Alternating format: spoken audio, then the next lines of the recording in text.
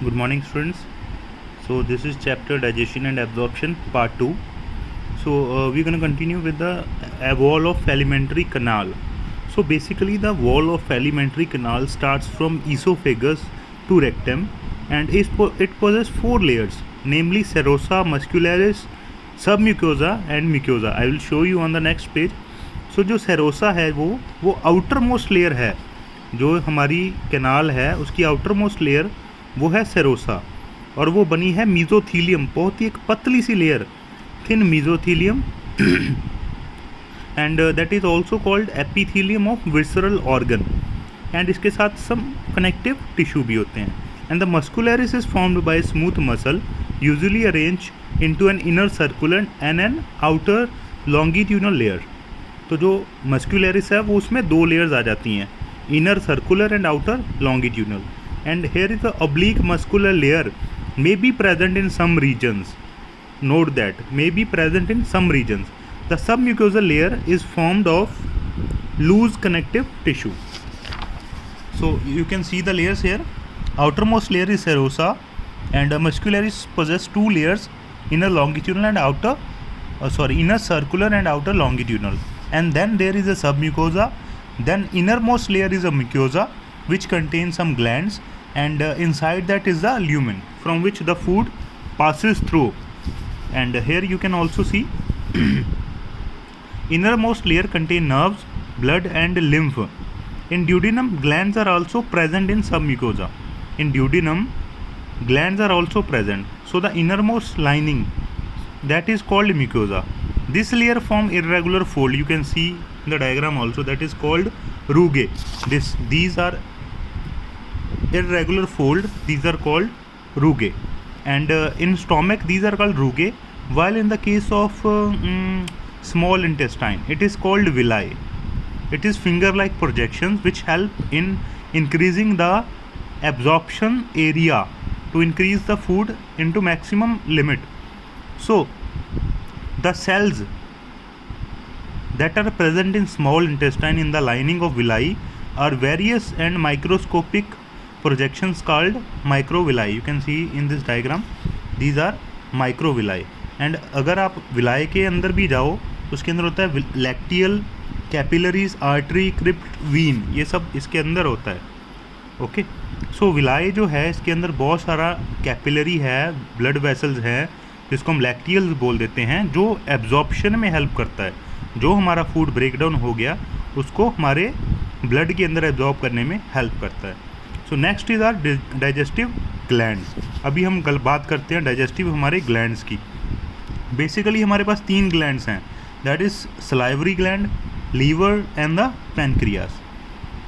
Basically saliva is formed in the salivary gland. There are 3 salivary glands that are called parotid, submandibular and submaxillary, and the sublingual, that is below the tongue.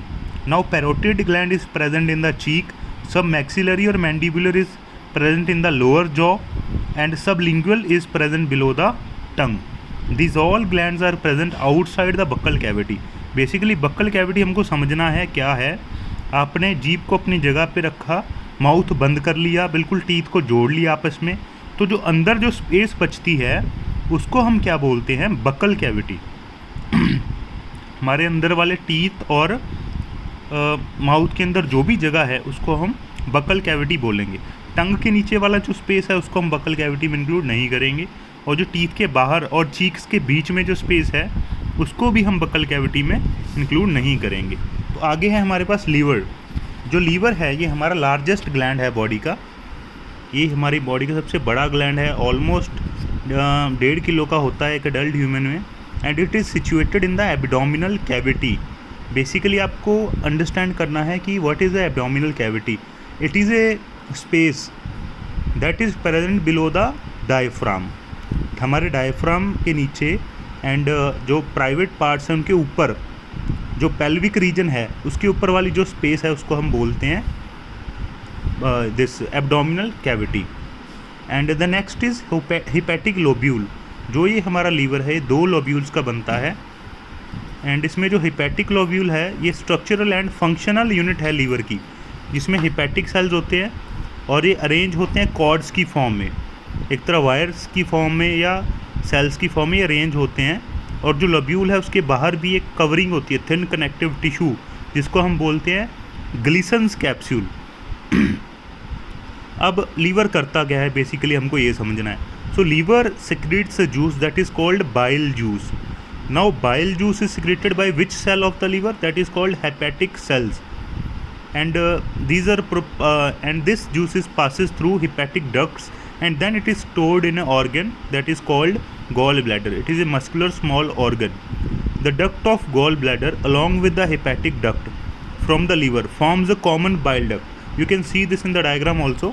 ये तो gall bladder की duct है और ये है duct liver से, ये यहाँ पे मिलके ज्वाइन कर गई, that is called common bile duct. And then फिर ये common bile duct and then एक डक्ट आती है पेनक्रिया से, यहाँ पर ये फिर ज्वाइन कर गई और ये बन गया hepato pancreatic duct. This one, ये छोटी सी जो डक्ट है इसको बोलते हैं हम हिपैटो पेनक्रियाटिक डक्ट। यहाँ पे ये रहा हिपैटो पेनक्रियाटिक डक्ट। एंड यहाँ पे क्या होता है, एक स्पिंक्टर लगा होता है।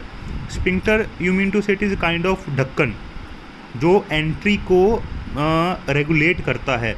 जितना चाहिए ये बाइल जूस उतना ही ये स्मॉल इंटेस्टाइन में भेजता है। ऐसे नहीं है कि अनलिमिटेड चला जाएगा, धीरे धीरे करके जाएगा। स्पिंक्टर को बोलते हैं हम स्पिंक्टर ऑफ ओडाई। नाउ अब बात करते हैं थर्ड ग्लैंड पेनक्रियास की। इससे पहले थोड़ा सा हम लीवर की और बात करते हैं।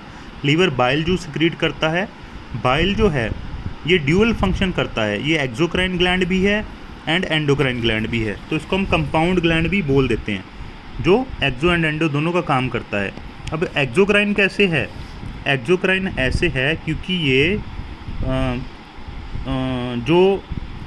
उसके डक्ट के जरिए अपनी सेक्रीशंस को स्मॉल इंटेस्टाइन में भेजता है। ये अपनी डक्ट के जरिए स्मॉल इंटेस्टाइन में अपनी सेक्रीशन को भेजेगा। कौन सी सेक्रीशन को, यही बाइल जूस को। एंड दूसरी बात है ये एंडोक्राइन का काम कैसे करता है। एंडोक्राइन का ये करता है क्योंकि ये दो हार्मोन भी बनाता है, इंसुलिन एंड ग्लूकाजन। इसको सीधा ये ब्लड में भेज देता है, इसलिए हम इसको बोलते हैं that is compound gland. Sorry मैं लीवर क्या गया, पेनक्रियास, पेनक्रियास कर लीजिए। पेनक्रियास जो है कंपाउंड ग्लैंड है, हाँ, जो बोथ ड्यूअल काम करता है, एक्सोक्राइन भी एंड एंडोक्राइन भी। Thank you. आगे हम डाइजेशन ऑफ फूड अगली वीडियो में डिस्कस करेंगे।